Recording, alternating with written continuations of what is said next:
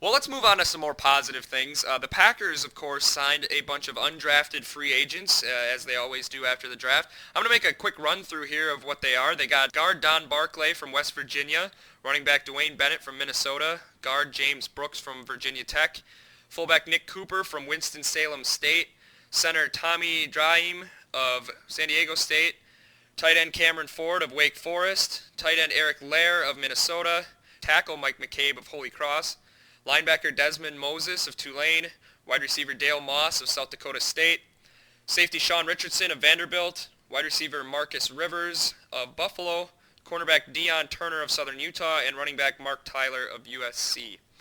Matt, I don't know, did you get a chance to take a look at any of these guys? Yeah, I haven't looked into anybody, in depth at all. I recognized at least the players from Minnesota, but that was about it. A lot of small schools in there, but usually how the Packers work is we'll end up getting a couple of those guys who are going to stick around in camp and make the team probably. So, Yeah, it's but hard to really go in depth and analyze exactly what each of these guys is going to do simply because, how many of them are actually going to make the team. Most of them probably won't, in all honesty. The one guy I did, when I was researching these guys, the one guy that stood out was Desmond Moses of Tulane. He actually played defensive end at Tulane for a lot of his career.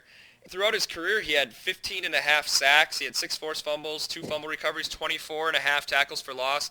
And last year, he was an All-Conference USA selection with 12 tackles for loss and 9 and a half sacks. So he's well, another one of those linebacker, defensive end hybrids. And another help on defense. They've picked some guys that maybe you haven't heard of, but certainly have shown from a statistical standpoint that they can produce when asked to on the field. yeah, and if anything, it'll just add a little more depth and a little more competition. I mean, those numbers don't lie. Conference USA isn't exactly, a top conference in the league, not going against top talent. And obviously, there was something holding him back why he wasn't drafted. But if he can, if he can put up numbers like that at any level of college football, he's probably at least got a shot to, help us out with the pass rush a little bit. So maybe that's a guy that'll stick around and help us out a little bit.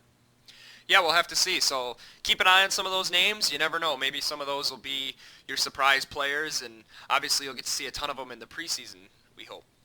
One of the things I found interesting about going back to some of our new Packer players was B.J. Coleman, the quarterback. Of course, we had joked about Brett Favre who was mentoring him. Apparently, he has not spoken with B.J. since he was drafted to the Packers, which is kind of interesting. I haven't been able to find any articles saying how close they really were prior to it. Like, it seemed like they worked out together, but I couldn't find anything to see if they were friends. But I guess, what is your reaction to hearing that Favre hasn't talked to B.J. Coleman in, 2 weeks since he's been drafted by Green Bay? Yeah, the initial thing was just kind of like, you got to be kidding me, because it's just kind of like when the Brett Favre thing is going to settle down and this starts kind of rearing its head here. It really hasn't been that big of a story, I guess. I read something on an interview that B.J. Coleman did about it, and it kind of got the feeling that maybe they weren't as close as they made it seem on draft day and when they were talking about B.J. Coleman. He just kind of had, the aw shucks deal like we always heard from Brett in the past, but just like, oh, he was great to work with and everything, but it didn't, I don't know how far the relationship went, off the field. Maybe Brett didn't need to call him or get a hold of him. Maybe it would have been nice for him to do, but I think it's probably just blown a little bit out of proportion. Yeah, I think that's probably the case. I think it would have been nice. And here we're going to maybe analyze this a little too deeply, but it would have been nice of Favre to text him and congratulate him, a guy from Chattanooga, not a lock by any means to get drafted. But I guess the thing that I kind of wanted to bring up by mentioning this subject is I was thinking this the other day, and it made me think for myself, and I don't know how deep we have to go into this, but if he's bitter at BJ for getting drafted by the Packers, that's ridiculous. But if he's still bitter at the Packers, a lot of people are burying him for that. Part of me can't say that if the same thing had happened to me, that I wouldn't still be bitter right now. Yeah, and I guess you could still see him having a few bad feelings towards the Packers, especially if the Packers haven't really reached out to him, since maybe he's been retired. Yeah, honestly, I think if they hadn't won the Super Bowl in 2010, that Favre would have returned a lot sooner. I think that's probably something that's going to stick in his craw for a long time, is that his last year where his streak was broken, the Packers won the Super Bowl, and hopefully he comes around eventually, and hopefully the Packers do too. I would like to see that relationship on both sides improve because It'd be pretty sad if they were never able to reconnect after all the great things they did together. All right, the last thing I think we'll talk about here is the new Vikings stadium deal that actually was just passed yesterday. The details of the stadium was it's a $970 million project that was passed into law. The Vikings will pay $477 million of it. $348 million will come from the state of Minnesota through taxes, and another $150 million will come from the city of Minneapolis.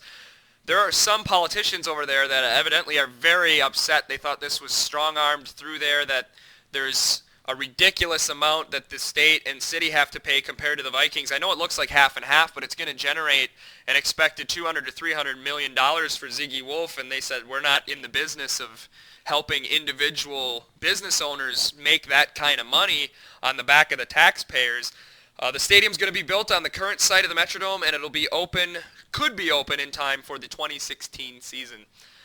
So you're a little closer to that media market. Has there been any talk about that over there?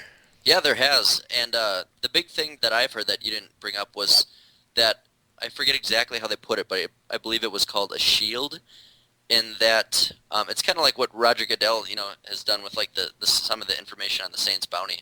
They're shielding, I guess, the expense report. I did hear that, yes. And where the money is going, and I guess that's a big thing that has made a lot of people really upset, especially since, like you said, the taxpayers have to pay so much money, and they don't even know where it's going.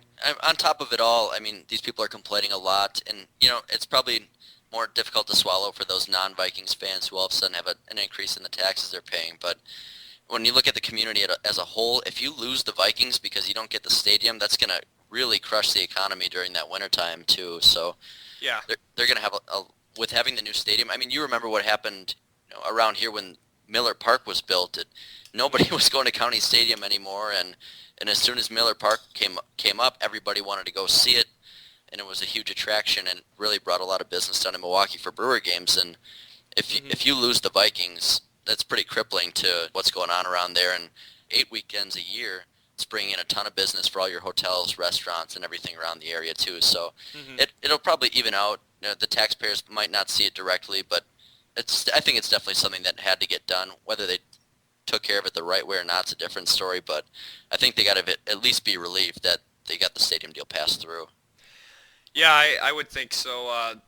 I can't imagine what it's like to lose your NFL team, especially in a state like ours. And obviously the Vikings maybe don't have the passion statewide like we have for the Packers, but there's certainly some hardcore fans there. And all right, here we go. I touched on this last week a little bit. Now be 100% honest, Matt. Happy or not happy that the Minnesota Vikings are staying in Minnesota for the foreseeable future? Oh man, it's tough, but I think I'm gonna have to say I'm pretty happy that they're staying. Vikings fans, kind of get on my nerve a lot. It just seems like, I don't know if you get the same feeling, but it always seems like the Vikings fans that I know cheer against the Packers more than they cheer for the Vikings fans. And Absolutely. I guess that kind of irritates me a little bit, but overall, they've been, at least in my opinion, our biggest rival for the greater part of us growing up and being Packer fans. Mm-hmm. So it would kind of hurt a little bit to lose your biggest rival. I mean, we still have the Bears around, but, the Vikings have been competitive with us throughout the last couple of decades, and I guess, it would have been nice to kind of stick it to them a little bit, but I think that's a little too much to completely lose your team, so I guess I'm not upset that they're staying at all. Yeah, I think I share that sentiment. I think, some of the Vikings fans that you encounter, I remember talking to some, especially a few years back when the Vikings were just horrible, and they'd come up to you and they'd be like, "Oh, Packers really blew it today. Like, you guys lost by 3 touchdowns. Why are you so happy?" I as I said last time, the most homer, sinister Packer fan in me wanted to win the rivalry by having them move to Los Angeles and say, we win so much your team had to go across the country.